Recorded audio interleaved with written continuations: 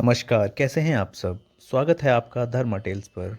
आज हम आपको बताएंगे छठ पर्व के महत्व और उससे जुड़ी कहानियों के बारे में हिंदुओं के सबसे बड़े पर्व दीपावली को पर्वों की माला माना जाता है। 5 दिन तक चलने वाला ये पर्व सिर्फ भाई दूज तक ही सीमित नहीं है, बल्कि यह पर्व छठ तक चलता है। उत्तर प्रदेश और खासकर बिहार में मनाए जाने वाला ये पर्व बेहद अहम पर्व है, जो कि पूरे भारत में धूमधाम से मनाया जाता है। छठ केवल एक पर्व ही नहीं है, बल्कि महापर्व है, जो कि 4 दिन तक चलता है।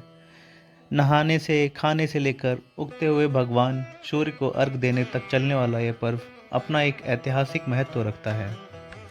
छठ पर्व कैसे शुरू हुआ, इसके पीछे कई ऐतिहासिक कहानियां प्रचलित हैं। पुराण में छठ पूजा के पीछे की कहानी राजा प्रियंवद को लेकर है। कहते हैं राजा प्रियंवद को कोई संतान नहीं थी। तब महर्षि कश्यप ने पुत्र की प्राप्ति के लिए यज्ञ कराने के लिए प्रियंवद की पत्नी मालिनी को आहुति के लिए बनाई गई खीर दी। इससे उन्हें पुत्र रत्न की प्राप्ति हुई, लेकिन वो पुत्र मरा हुआ पैदा हुआ। प्रियंवद पुत्र को लेकर शमशान चले गए और पुत्र वियोग में प्राण त्यागने लगे। उसी वक्त भगवान की मानस पुत्री देवसेना प्रकट हुई और उन्होंने राजा से कहा, क्योंकि वो सृष्टि की मूल प्रवृत्ति के छठे अंश से उत्पन्न हुई हैं, इसी कारण वो षष्ठी कहलाती हैं। उन्होंने राजा को उनकी पूजा करने और दूसरों को उनकी पूजा करने के लिए प्रेरित करने को कहा। राजा प्रियंवद ने पुत्र इच्छा के कारण देवी छठी की व्रत किया और उन्हें पुत्र की प्राप्ति हुई। कहते हैं कि ये पूजा कार्तिक शुक्ल के षष्ठी को हुई थी और तभी से छठ पूजा होती है। इस कथा के अलावा एक कथा श्री राम और सीता से भी जुड़ी हुई है। पौराणिक कथाओं के मुताबिक जब राम सीता 14 वर्ष के वनवास के बाद अयोध्या लौटे थे, तो रावण वध के पाप से मुक्त होने के लिए उन्होंने ऋषि मुनियों के आदेश पर राजसूय यज्ञ कराने का फैसला लिया। पूजा के लिए उन्होंने मुग्दल ऋषि को आमंत्रित किया। मुग्दल ऋषि ने मां सीता पर गंगा जल छिड़ककर पवित्र किया और कार्तिक मास के शुक्ल पक्ष की षष्ठी तिथि को सूर्य देव की उपासना करने का आदेश दिया, जिससे सीता जी ने मुग्दल ऋषि के आश्रम में रहकर 6 दिनों तक सूर्य देव भगवान की पूजा की थी। एक मान्यता के अनुसार छठ पर्व की शुरुआत महाभारत काल में हुई थी। इसकी शुरुआत सबसे पहले सूर्य पुत्र कर्ण ने सूर्य की पूजा करके की थी। कर्ण भगवान सूर्य के परम भक्त थे और वो रोज घंटों कमर तक पानी में खड़े होकर सूर्य को अर्घ दिया करते थे। सूर्य की कृपा से ही वह महान योद्धा बने थे। आज भी छठ में अर्घ दान की यह परंपरा काफ़ी प्रचलित है।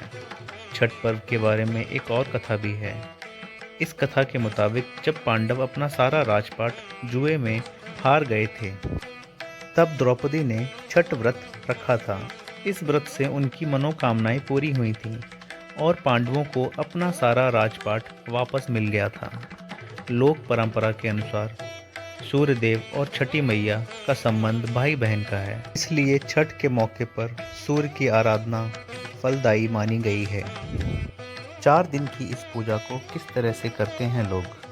तो पहले दिन खाने खाने के साथ इस त्योहार का प्रारंभ हो जाता है। इस दिन प्रातःकाल स्नान करके नए वस्त्र पहने जाते हैं और सात्विक भोजन भी किया जाता है। खाने में लौकी की सब्जी, चावल और चने की दाल को घी में बनाया जाता है। दूसरा दिन ये कार्तिक शुक्ल पंचमी को होता है। इसमें पूरे दिन निर्जला व्रत रखकर शाम को खीर और रोटी खाई जाती है। इस खीर का सबसे ज़्यादा महत्व होता है और यह प्रसाद के रूप में बाकी लोगों को भी खिलाया जाता है। दूसरे दिन इस दिन मुख्य छठ पूजा होती है। इसमें विशेष प्रसाद बनाया जाता है। इसमें घी का ठेकुआ का खासा महत्व होता है। चावल के लड्डू भी बनते हैं। सारे फल को प्रसाद के रूप में उपयोग किया जाता है। ये सब प्रसाद को एक बांस की टोकरी में सजाया जाता है और नदी के घाट पर ले जाकर शाम के समय सूर्य भगवान को अर्घ दिया जाता है। चौथे और अंतिम दिन सप्तमी को सुबह सूर्योदय के समय भी सूर्यास्त वाली उपासना की विधि को दोहराया जाता है। इसके बाद विधिवत पूजा का प्रसाद बन। छठ के इस पावन पर्व पर हमें कुछ गलतियां करने से भी बचना चाहिए। जैसे इस दिन हमें सिर्फ बिना सिलाई वाले वस्त्र ही धारण करने चाहिए। महिलाओं को साड़ी और पुरुषों को धोती पहननी चाहिए। इस दिन हमें काले कपड़े नहीं पहनने चाहिए, क्योंकि काला रंग हिंदू मान्यताओं में अशुभ माना जाता है। घर में स्वच्छता का भी विशेष ध्यान रखना चाहिए। लोग मांस मदिरा का सेवन करते हैं, उन्हें इन सब से दूरी बना के रखनी चाहिए। घर और शरीर की शुद्धि के साथ साथ हमें मन की शुद्धि का भी ध्यान रखना चाहिए। हमें किसी भी तरह से किसी की भी बुराई करने से बचनी चाहिए। जहाँ अगर किसी की बुराई भी हो रही हो, हमें ऐसे स्थान से दूर हो जाना चाहिए।